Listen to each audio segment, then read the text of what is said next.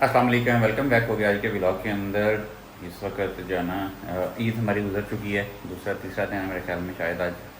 और मैंने last time जो है ना इसकी डीजी कैपेसिटी के ऊपर बात की थी कि डीजी कैपेसिटी जो है ना गवर्नमेंट ने शायद कम कर दिया, लेकिन काफ़ी ज़्यादा जो है ना हमारे प्यारे जो सब्सक्राइबर्स हैं उन्होंने मुझे मैसेज करके बताया था कि तो भाई ऐसा नहीं है, मिसगाइड किया कि आपको वापडा के बंदे की तरफ से, वापडा वाले बंदे ने मुझे ये कहा था कि आप जो है ना उसकी लिमिट में रखें, नहीं तो नेक्स्ट नोटिस आपको इस चीज़ का भी आ सकता है। तो मैंने इसकी कम कर दी थी। तो बहुत सारे लोगों के कहने के बाद फिर मैंने सोचा कि इसको जो है ना बजाय इसके कम करने के नॉर्मल रखते हैं, देखते हैं नोटिस आता है तो क्या करेंगे। अभी इसको मैंने वापस जो है ना सिस्टम वर्क मोड में जाके इसको वापस मैं 6000 पे करने वाला। ये जो है ना बड़ा ही आसान प्रोसेस है इसका, जो है इसको आप कर सकते हैं आराम से। बाकी ये है कि अभी जब तक नहीं होती तो फिर हम इसको उस वक्त तक जो है ना रखते हैं, जब हो जाएगी फिर अल्लाह मालिक है।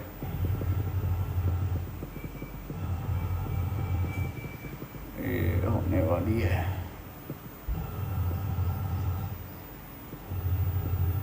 6000 हो गई है, इसको ओके कर देंगे आप। ये जो है ना अभी इसकी प्रोडक्शन भी बढ़ जाएगी क्योंकि आजकल फुल ब्राइट है, बारिश बुरिश हुई है, फुल टाइम जो है ना क्लीन है प्लेट्स, तो इसलिए जो है ना प्रोडक्शन काफ़ी ज़्यादा बढ़ी हुई है। मैंने पहले लिमिट किया था, अभी इसको दोबारा करेंगे तो ओके कर दिया मैंने। ये थोड़ी देर बाद नॉर्मल हो जाएगी 5 से ऊपर भी, क्योंकि भी घर का लोड भी चल रहा है इस वक्त, कुछ ना कुछ चला हुआ है घर के लोड के अंदर भी, इसलिए थोड़ी सी कम है। प्रोडक्शन तो 5.3 की है, लेकिन ग्रिड को इतनी जा रही क्योंकि घर में कोई मशीन वगैरह यूटिलाइज़ हो रही हैं, कुछ चीज़ें चल रही हैं। वैसे एसी तो नहीं अभी भी चल रहा है, क्योंकि एसी जो है ना एसी के चलने के लिए जो है ना अभी टाइम है। फ़ैन में भी आजकल ठंड लग रही है, पता नहीं ये बारिशें हुई 2-3 दिन तो उसकी वजह से ठंड हो गई है, काफ़ी ज़्यादा ठंड हो गई है। बैटरीज़ का लोग पूछ रहे हैं कि ये कैसे चल रही है, बिल्कुल ज़बरदस्त चल रही है, लेकिन एक मसला है ये जो मिट्टी है ना, इससे जान कैसे छुड़ाएँ, क्योंकि मिट्टी बहुत ज़्यादा आजकल आ रही है। मिट्टी में हर हफ्ते बाद इसको ब्लोर मारता हूँ, ब्लोर मार के ऊपर से कपड़ा वगैरह माइक्रोफाइबर ग्लॉस से इसको साफ़ करता हूँ, लेकिन उसके बावजूद जो है ना मिट्टी समझ नहीं आती कहाँ से आती है। फ़ैन तो चलाना ही पड़ता है। फ़ैन वाला मेरा प्रोजेक्ट था, मैंने आपको शेयर किया था कि फ़ैन वाला प्रोजेक्ट मैंने एक मंगवाया था, वो फेल हो गया मेरा। उसकी रीज़न ये वो आपको मैं दिखाऊँगा भी कि जिस सेलर से मैंने मंगवाया था ना, और जिन्होंने मुझे रिकमेंड किया था उन्होंने मुझे ये नहीं बताया था कि बेसिकली टेम्परेचर कंट्रोल सिस्टम था, उसमें टेम्परेचर कंट्रोल होना था। टेम्परेचर कंट्रोल एसी के थ्रू भी कर सकते हैं आप, डीसी के थ्रू भी कर सकते हैं, और दोनों टाइप के कंट्रोलर अवेलेबल हैं दराज के ऊपर अगर आप देखें तो। मैंने जो मंगवाया वो डीसी कंट्रोलर था, और मैंने उस बंदे से पूछा भी है दराज से चैट करके कि भाई ये मुझे बता दो डीसी है कि एसी है। उसने कहा नहीं आप यूट्यूब की वीडियो देख लें। उसने मुझे यूट्यूब की एक वीडियो भेजी कि ये वीडियो देखें, आप उस हिसाब से लगा दें। वो यूट्यूब की जो वीडियो थी वो एसी कंट्रोलर की थी। अब उसमें दोनों साइड से एसी होता है, आप इनपुट पे भी एसी दे सकते हैं और आउटपुट से भी एसी ले सकते हैं। तो मैंने तो इनपुट वाला जो एसी है वो दिया उसको भी, और डीसी की साइड पे दूसरी वाली अब आउटपुट वाली साइड पे जो है ना मैंने उसके फ़ैन लगा दिया, वो भी डीसी फ़ैन था। अब मुझे आइडिया नहीं था कि दोनों चीज़ें जो है ना वो एसी कंट्रोलर मुझे चाहिए था इसके लिए, ठीक है। अब एसी भी कंट्रोलर भी नहीं चाहिए था। जिस बंदे ने मुझे रिकमेंड किया था उसने, मैंने उससे पूछा भी था, यानी कि वो सब्सक्राइबर ही थे हमारे, उन्होंने कहा आपकी फ़लाँ वीडियो से मुझे फ़ायदा हुआ, तो मैंने कहा आपके साथ भी जो है ना शेयर किया जाए। मैंने उनसे कहा यार को बता दो कैसे आपकी पिक्चर वगैरह कैसे, उन्होंने मुझे लिंक भेज दिया कि ये वाला पिक्चर हो सकता है वो सैलर ही हो इस चीज़ के। खैर वो मैंने भेजा, वो एसी और डीसी की वजह से मैंने एसी के अंदर लगाया उसको पावर को, डायरेक्ट वो जल गई, फ़ौरन इमीडिएटली जल गई, होगा बर्न हो गई। तो उसके बाद मैंने भी यही सोचा कि वो दोबारा उस पर एक्सपेरिमेंट नहीं किया जाएगा। वो उसका फ़ैन तो बच गया है क्योंकि वो कंट्रोलर जला है, तो कंट्रोलर की वजह से फ़ैन जो है ना वो बच गया, आगे तक शॉक नहीं गया, लेकिन वो कंट्रोलर उसका इमीडिएटली जल गया था। तो मैंने सोचा कि अब टेम्परेचर कंट्रोल ना ही लिया जाए। वो एक मुझे रेफ्रिजरेशन वालों के पास फ़ैन होता है, पुराने दौर में लगाते थे फ्रिज के पीछे कंप्रेसर के पास ना, ऐसा फ़ैन ला के परमानेंट लगा देंगे। वैसे तो मुझे इसकी भी कोई टेंशन नहीं है, ये वाला फ़ैन लगा हुआ है, लेकिन मुझे ये है कि फ़ैन ना जल जाइए। ये भी 30-40 वाट लेता है, कोई इतनी ज़्यादा पावर तो नहीं है, और 24 घंटे चलाते हैं हम, तो चलता रहता है रात दिन, ये चलता रहता है, कोई इशू नहीं है इसका।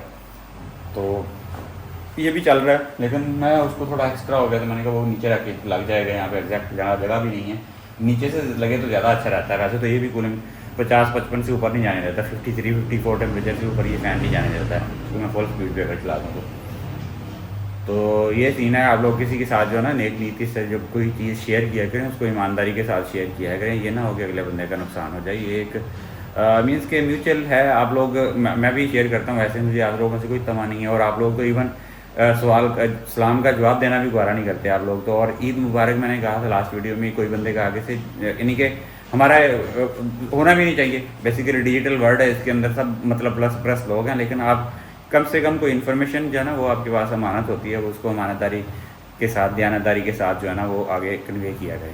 इस वीडियो में मैं आपको बताऊंगा कि एमसीओ क्या होता है, डीजी कैपेसिटी क्या होती है, लोड क्या होता है, एमडीआई क्या होता है। तो सबसे पहले एमसीओ जो है ना डेट होती है आपके मीटर के जो बिल है ना, 3 फेज मीटर का, आपका ग्रीन मीटर का जो बिल है उसके ऊपर लिखा होता है कि एमसीओ डेट क्या है। मैं मीटर मेंशन कर दूंगा। ये सारी चीज़ें जो है ना बिल के ऊपर कहाँ कहाँ मेंशन होती हैं। डीजी कैपेसिटी भी मेंशन होती है, लोड भी मेंशन होता है। तो एमसीओ का मैंने बता दिया कि वो डेट होती है जब आप वापडा के सिस्टम के अंदर, एक होता है ग्रीन मीटर लगना और दूसरा होता है ग्रीन मीटर लगने के बाद एमसीओ होना है। ठीक है, एमसीओ होने का मतलब है कि आप वापडा के सिस्टम के अंदर ऑफिशियली जो है ना एंटर हो जाते हैं कि आप नेट मीटरिंग को अवेल कर सकते हैं। बाकी पेट्रोल का बम जो है ना हुकूमत हर हफ्ते गिरा रही है आजकल। तो कल रात भी उन्होंने जो है ना 200 रुपये का, ऑलमोस्ट 200+ रुपीज़ का पर लीटर हाई ऑक्टेन फ्यूल के अंदर इजाफा कर दिया है। जो कि अगेन पहले दौर में हाई ऑक्टेन में भी गवर्नमेंट की गाड़ियों में या अमीर लोग डलवाते थे, लेकिन आजकल हमें मिडिल क्लास लोगों को भी डलवाना पड़ता है। जितनी भी चाइनीज़ व्हीकल आजकल पाकिस्तान की मार्केट्स में के अंदर हैं और इनके अंदर अगर टर्बो इंजन हैं, टर्बो चार्ज इंजन हैं, तो उसके अंदर हाई ऑक्टेन डलवाना मजबूरी है। क्योंकि पाकिस्तान में जो आम पेट्रोल मिलता है वो मींस के 90+ राउंड का होना चाहिए जनरल जो है ना हाई ऑक्टेन के इसके टर्बो चार्ज इंजन्स के लिए। लेकिन पाकिस्तान में क्योंकि आपको पता है कि ईरानी और दूसरे जो स्मगल्ड पेट्रोल हैं वो मिक्स होके आते हैं, तो पाकिस्तान का जो इंजन्स हैं उनकी एफिशिएंसी के ऊपर बहुत ही गंदा इम्पैक्ट होता है। जो गंदा चार्ज लेस दैन 90 जो है ना उसका राउंड नंबर के साथ अगर हम डालें, तो उसकी जो ऑक्टेन नंबर जो है ना उसको बूस्ट करके हाई ऑक्टेन डलवाना मजबूरी बन जाती है। जैसे मेरी गाड़ी है, मेरे पास 60 लीटर की कैपेसिटी है उसकी ऑलमोस्ट, और उसके अंदर मैं 10 से 15 लीटर जो है ना हाई ऑक्टेन डलवाता था हर महीने, या जब भी उसको फुल उसका करना होता था।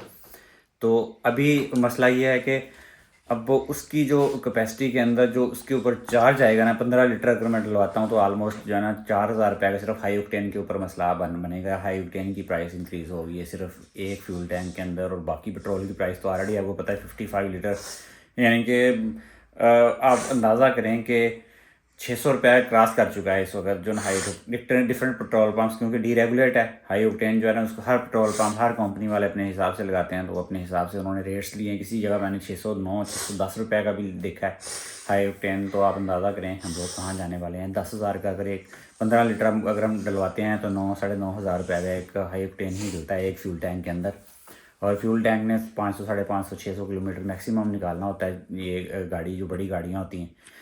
तो ये एक सबसे ज़्यादा था। बाकी एट द एंड जो है ना बहुत सारे लोग पूछ रहे थे, कुछ टर्म्स थी जिनके बारे में क्लैरिटी थी, जैसे डीजी कैपेसिटी क्या है, डिस्ट्रीब्यूशन बेसिकली जनरेशन कैपेसिटी है, डिस्ट्रीब्यूटर्स जनरेशन कैपेसिटी के आपने सिंपल अल्फाज में आपने कितने किलोवाट का जो सोलर सिस्टम इंस्टॉल किया हुआ है वो आपकी डीजी कैपेसिटी है। सैंक्शन लोड क्या होता है, डीजी कैपेसिटी क्या होती है, और लोड क्या होता है। सिंपल लोड मैं आपको सिंपल बता दूं, जो लोड होता है सिंपल, आप वापडा से कितनी बिजली इंपोर्ट कर सकते हैं, ले सकते हैं, वो भी आपकी एक कैपेसिटी मेंशन होती है बिल के ऊपर। वो मोस्टली लोगों की 5 किलोवाट की ही है, जिनके नॉर्मल सोलर पैनल लगे हुए हैं, जिनके 6 किलोवाट 8 किलोवाट का लगा, उनकी गवर्नमेंट से लेने का। जो आम मीटर है ना, नॉर्मल सिंगल फेज मीटर, उसके ऊपर कभी भी गवर्नमेंट आपको यानी कि बिल नहीं करेगी एक्स्ट्रा।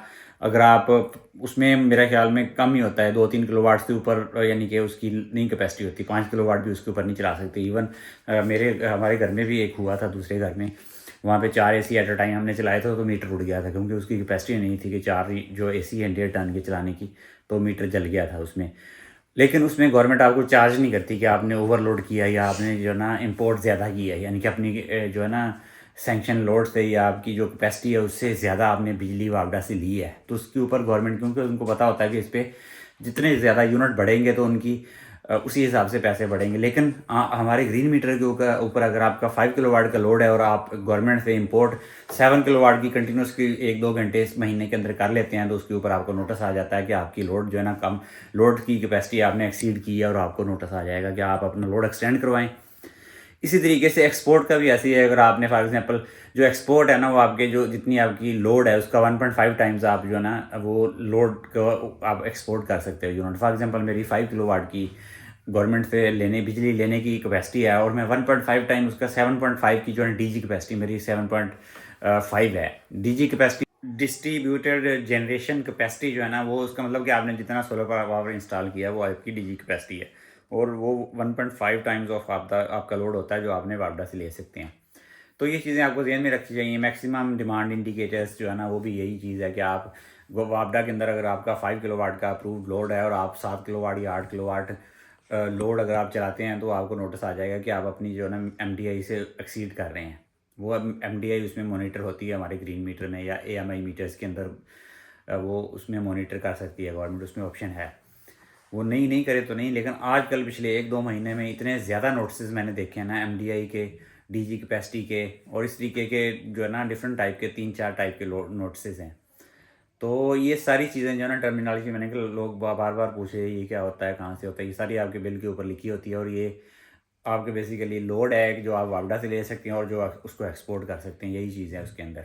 तो ये थी आपकी आज की वीडियो। आई होप आप लोगों को अच्छी लगी होगी। अच्छी लगी तो लाइक शेयर सब्सक्राइब करें।